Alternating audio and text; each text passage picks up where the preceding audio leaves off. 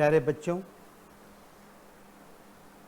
आज हम महादेवी वर्मा के निबंध भक्तिन के प्रमुख अंश लेकर के आपके सामने उपस्थित हुए हैं। महादेवी वर्मा का जो ये निबंध है भक्तिन, इस निबंध में हिंदी साहित्य की बहुत सी टेक्निकल बातें हैं, साहित्य की तकनीकी इसमें है। मैं इसे निबंध कह रहा हूं, लेकिन वास्तव में यह एक संस्मरण है, यह एक रेखा चित्र है। तो आइए हम पहले जानते हैं कि भक्तिन जो एक संस्मरणात्मक रेखा चित्र या निबंध है वो है क्या। तो मैं संत कुमार शर्मा प्रस्तुत कर रहा हूं आपके सामने महादेवी वर्मा के भक्तिन पाठ का मुख्य अंश। भक्तिन एक संस्मरणात्मक रेखा चित्र है। क्या है? एक संस्मरणात्मक रेखा चित्र। संस्मरण क्या होता है और रेखा चित्र क्या होता है, जब तक हमें यह नहीं पता होगा तब तक हम संस्मरणात्मक रेखा चित्र के बारे में जान नहीं पाएंगे। तो आइए पहले जानते हैं संस्मरण क्या होता है, फिर देखते हैं रेखा चित्र क्या होता है। तभी हमें भक्ति का सही अर्थ पता लगेगा कि भक्ति वास्तव में रेखा चित्र है या संस्मरण। संस्मरण और रेखा चित्र दोनों ही गद्य की विधाएं हैं, जैसे कहानी, नाटक, निबंध, फीचर, रिपोर्टाज, आलेख। इसी प्रकार से संस्मरण और रेखा चित्र गद्य विधाएं हैं।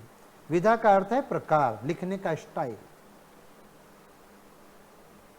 जब हम अपनी यादों के सहारे किसी व्यक्ति के जीवन अथवा घटनाओं का वर्णन लिखते हैं या करते हैं तो उसे साहित्य में संस्मरण विधा के नाम से जाना जाता है। अर्थात जब हम अपनी यादों के सहारे किसी को स्मरण करते हुए, किसी को याद करते हुए या किसी घटना को याद करते हुए उस घटना का या किसी व्यक्ति का वर्णन जब हम लिखते हैं तो उसे संस्मरण कहते हैं। अब आइए रेखा चित्र क्या है। जब हम रेखा चित्र शब्द सुनते हैं तो ऐसा लगता है कि ये चित्रकला का कोई पक्ष होगा या चित्रकला का कोई हिस्सा होगा। है, ये चित्रकला का पक्ष तो है, लेकिन साहित्य का भी एक हिस्सा है। हिंदी साहित्य में भी गद्य की एक विधा रेखा चित्र कहलाती है। क्या है रेखा चित्र? किसी व्यक्ति अथवा घटना का वर्णन करते समय उसके शारीरिक गठन अथवा घटना के परिवेश का उसी तरह विवरण दिया जाता है जैसे कि शब्दों से चित्र बनाया जा रहा हो। आप उस चित्रण को सुनकर ही चित्र की कल्पना करने लगते हैं। इसे ही हिंदी साहित्य में रेखा चित्र कहते हैं। इंग्लिश में इसके लिए स्केच शब्द का प्रयोग हम करते हैं। स्केच का अर्थ होता है चित्र, लेकिन ये वास्तव में रेखा चित्र ही होता है। क्या है? यानी जब किसी घटना या वर्णन को हम उसके शारीरिक गठन, वेशभूषा के आधार पर बताते हैं या किसी घटना के परिवेश के आधार पर बताते हैं तो वह एक चित्र की तरह उपस्थित होता है। जैसे वह आता दो टूक कलेजे के करता पछताता पत पर आता, पेट पीठ मिलकर हैं एक, चल रहा लकुटिया टेक, मुट्ठी भर दाने को भूख मिटाने को मुंह फटी पुरानी झोली का फैलाता। ये निराला जी की प्रसिद्ध रचना भिक्षुक का एक अंश मैंने आपको बताया, जिसमें भिक्षुक के आने का चित्रण निराला जी ने किया है। और जब हम इस चित्रण को पढ़ रहे हैं या सुन रहे हैं तो हमारे सामने एक चित्र उपस्थित हो जाता है, जिसमें एक भिक्षुक है जिसके हाथ में एक लाठी है और उसका पेट और पीठ दोनों मिलकर के एक हो गए हैं, अर्थात वो बेहद कमजोर है, उसमें केवल हड्डियां दिखाई दे रही हैं। एक ऐसा चित्र बनता है और यही चित्र भक्तिन में भी बना है। देखिए कैसे, भक्तिन में कैसे बना है।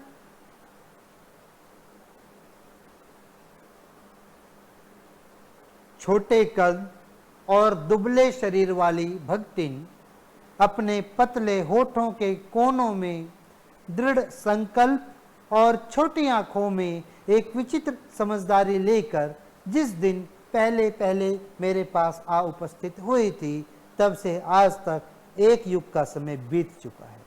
जब हम इस अंश को पढ़ रहे हैं तो इस अंश को पढ़ते या सुनते समय हमारे सामने एक दुबले शरीर वाली, जिसके पतले होठ हैं और उसके चेहरे से दृढ़ संकल्प झलकता है, उसकी छोटी आंखें समझदारी से पकी हुई हैं, उसकी आंखों से समझदारी झलकती है। जब उसके सामने, महादेवी के सामने पहले पहल वो उपस्थित हुई तो वही चित्र आज भी महादेवी ने हमारे सामने रख दिया। तो इस प्रकार ये चित्रात्मक शैली है, और चित्रात्मक शैली होने के साथ साथ, यानी रेखा चित्रात्मक शैली होने के साथ साथ, क्योंकि ये जनस्मरण के आधार पर लिखा गया पाठ है तो इसे हम संस्मरण कहेंगे। तो इस प्रकार से महादेवी ने इस रचना का जो कलेवर है, जो ढांचा है, वो संस्मरण का बनाया है, लेकिन इस रचना का जो मुख्य पात्र है, जिसके इर्द गिर्द ये पूरी कहानी, पूरा घटना क्रम घूमता है, वो लक्ष्मी उर्फ भक्तिन का विवरण रेखा चित्रात्मक शैली में है।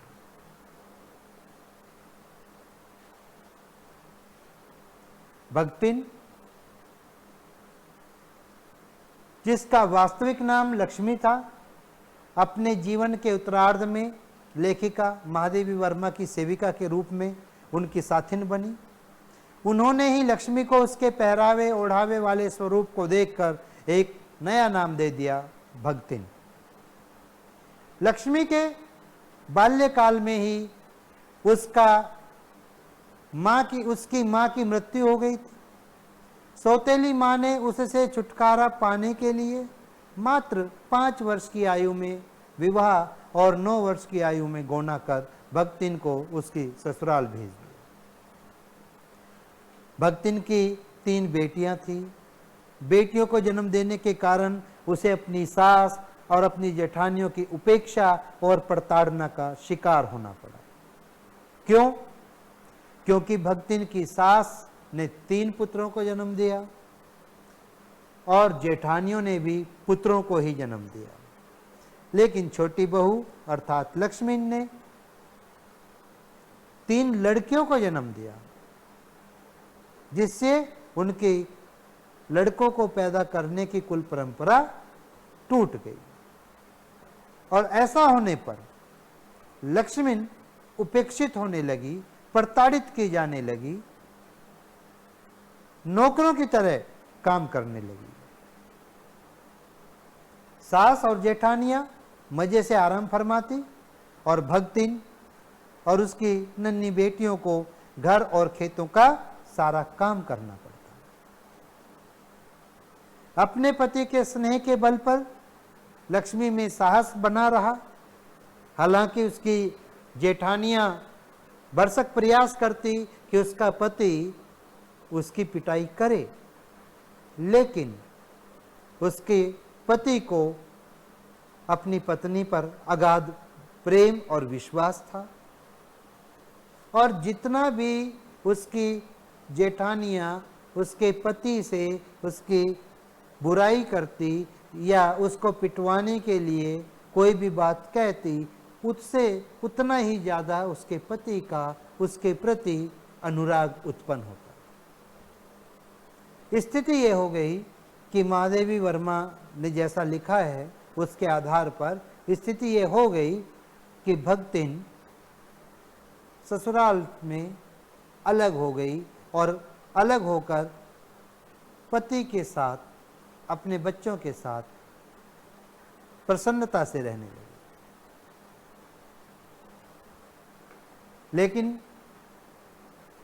भक्तिन के जीवन का ये सुख ज्यादा दिनों तक उसे नसीब नहीं हुआ। अल्पायु में ही उसके पति की मृत्यु हो गई। उस समय भक्तिन की जो आयु थी 29 वर्ष थी। ससुराल वाले लक्ष्मी की दूसरी शादी करके उसे उसके घर से निकालकर उसकी संपत्ति हड़पने की साजिश करने लगे। अपनी दूसरी शादी से बचने के लिए लक्ष्मी को यह उपाय सूझा कि उसने अपने केश मुंडा लिए और सन्यासिनों जैसा वेश रख लिया। लक्ष्मी एक अद्भुत व्यक्तित्व वाली स्त्री है। वे स्वाभिमानी है, संघर्षशील है, कर्मठ है, दृढ़ संकल्पों से भरी हुई है। यही वे अस्त्र हैं जो एक असहाय स्त्री को ताकतवर बनाते हैं। और अपने इन्हीं अस्त्रों के बलबूते लक्ष्मी ने अपनी बेटियों के साथ समाज से संघर्ष किया, अपने ससुराल वालों से संघर्ष किया। इन्हीं गुणों के सहारे वह पितृसत्तात्मक मान्यताओं और छल कपट से भरे समाज में अपने और अपनी बेटियों के हक की लड़ाई लड़ती रही। घर गृहस्थी संभालने के लिए उसने अपनी बड़ी बेटी और दामाद को अपने पास बुला लिया, पर इस पर भी दुर्भाग्य ने उसका पीछा नहीं छोड़ा। अचानक उसके दामाद की भी मृत्यु हो गई। एक बार फिर से बेसहारा हो जाने पर लक्ष्मी उर्फ भक्तिन के मृत पति के बड़े भाई यानी उसके जिठौत और उसके लड़कों ने साजिश रचकर भक्तिन की विधवा बेटे का विवाह जबरदस्ती अपने ऐसे साले से कर दिया जिसे अपने निठल्लेपन के साथ साथ तीतरबाजी का भी शौक था। पंचायत द्वारा कराया गया ये जबरदस्ती वाला संबंध दुखदाई ही रहा। ऐसे में मां बेटी दोनों का ही मन घर गृहस्थी से उचट गया। भयानक निर्धनता आ गई। एक दिन ऐसा भी आया कि लगान न चुका पाने के कारण जमींदार ने भक्तिन को सजा के तौर पर पूरा दिन धूप में खड़ा रखा।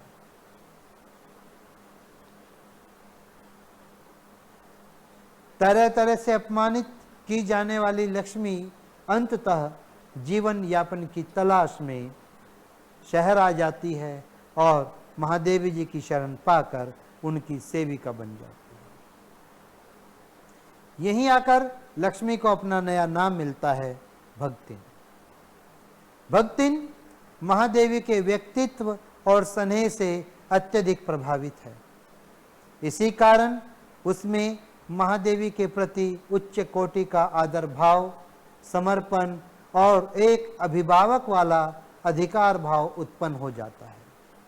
वह छाया के समान महादेवी के साथ बनी रहती है। रात रात भर जागकर चित्रकारी या लेखन जैसे कार्य में व्यस्त अपनी मालकिन की सेवा का अवसर वह प्रयास करके ढूंढ लिया करती है। महादेवी भक्तिन को नहीं बदल पाई, परंतु भक्तिन ने महादेवी जी को जरूर बदल दिया। भक्तिन के हाथ का मोटा देहाती खाना खाते खाते महादेवी जी का अपना भोजन का स्वाद बदल गया। भक्तिन ने महादेवी को देहात के किस्से, कहानियां और बहुत सी किंवदंतियां कंठस्थ करा दी। स्वभाव और अपने पर गुजरी आर्थिक दुर्गतियों के चलते महाकंजूस होने पर भी यही भक्तिन पाई पाई कर जोड़ी गई अपनी 105 रुपयों की रकम को एक अवसर आने पर महादेवी जी को सहर्ष समर्पित कर देने में जरा सी भी हिचक महसूस नहीं की। यह उसका महादेवी से प्राप्त स्नेह और उदारता के प्रति समर्पण का भाव है। जेल के नाम से थर थर कांपने वाली भक्तिन अपनी मालकिन के साथ जेल जाने के लिए बड़े बड़े लाट साहब तक से लड़ने को भी तैयार हो जाती है। वह महादेवी जी के जीवन का ऐसा अविभाज्य हिस्सा बन जाती है कि अब स्वयं महादेवी जी भी उसे खोना नहीं चाहती। महादेवी जी के ही शब्दों में मैं अक्सर ऐसा सोचती हूँ कि जब ऐसा बुलावा आप पहुँचेगा जिसमें न धोती साफ करने का अवकाश रहेगा, न सामान बांधने का, न भक्तिन को रुकने का अधिकार होगा, न मुझे रोकने का, तब चिरविदा के अंतिम क्षणों में ये देहातीन वृद्धा क्या करेगी और मैं क्या करूँगी? भक्तिन की कहानी अधूरी है, पर उसे खोकर मैं इसे पूरी नहीं करना चाहती। तो इस प्रकार भक्तिन के माध्यम से महादेवी वर्मा ने एक प्रश्न हमारे सामने रख दिया। इस कहानी में हमने ये देखा कि भक्तिन को सबसे ज्यादा प्रताड़ित करने वाली उसकी सास और उसके जेठानियां थी। यहां एक प्रश्न उठता है, क्या स्त्री ही स्त्री की विरोधी है? जबकि भक्ति ने पितृसत्तात्मक समाज के साथ भी संघर्ष किया। उसकी बेटी के संदर्भ में भी ये बात साबित होती है। पंचायत का फैसला भी पितृसत्तात्मक समाज का ही एक आदेश है। तो फिर क्या स्त्री स्त्री की विरोधी है या स्त्री पितृसत्तात्मक समाज का एक ऐसा हिस्सा बनकर के काम कर रही है कि वो उस सत्ता से अलग नहीं हो पाती? तो आइए देखते हैं इस प्रश्न को भी। अगर मैं अपने व्यक्तिगत विचारों की बात करूं तो हम इससे सहमत नहीं, जरा सा भी नहीं है। हमें इस धारणा के प्रचलन के पीछे छिपे हुए मनोविज्ञान को समझना होगा, तभी हम सत्य तक पहुंच सकेंगे। वास्तव में पुरुष सत्तात्मक समाज में प्रत्येक स्त्री विरोधी मूल विचार पहले पुरुषों में ही जन्म लेता है। पुत्र की महत्ता और उसे वंश बढ़ाने वाले के तौर पर परिवार में प्रधानता आखिर किसने दी? पुरुषों ने ही ना। फिर पुरुषों ने ही परिवार में अपनी सर्वोपरि स्थिति के चलते इस धारणा को स्त्री के मन में बैठा भी दिया कि पुरुष ही श्रेष्ठ है। पुरुष प्रधान समाज में स्त्रियों की वास्तविक दशा प्राय दोयम दर्जे की रही। वे पुरुषों के विचारों की वाहक मात्र बन गई। इसलिए वे अगर स्त्री होते हुए भी स्त्री के प्रति घृणा, अत्याचार, अन्याय का व्यवहार करती हैं, तो असल में वे पुरुष विचारों का ही प्रतिनिधित्व कर रही होती हैं। जरा गौर कीजिए कि पुत्र और पति के शुभ के सारे व्रत स्त्री रखती है, पर पुरुष अपनी पत्नी या पुत्री के लिए कोई व्रत नहीं रखता।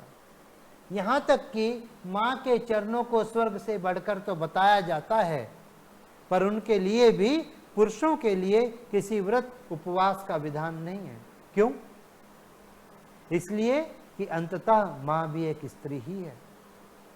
इन्हीं तरीकों से स्त्री को पुरुष की तुलना में कमतर या हीन होने की मानसिकता का शिकार बनाया जाता है। तो ये थी भक्तिन पाठ की छोटी सी समरी जिसमें कुछ ऐसे प्रश्न हमारे सामने आए, बच्चों ने हमसे पूछे, जिनका उत्तर हमने देने का प्रयास किया। आपको भी अगर कोई प्रश्न किसी भी पाठ से संबंधित जो आपको कक्षा में पढ़ाए जा रहे हैं उससे संबंधित कोई प्रश्न आपके मन में उठता है तो आप हमें अवश्य ही कमेंट के रूप में भेजें। हम उन प्रश्नों के आधार पर इसी प्रकार से वीडियो बनाकर आपके प्रश्नों का समाधान करेंगे। तो आप देखते रहिए, चैनल को सब्सक्राइब कीजिए, शेयर कीजिए। धन्यवाद।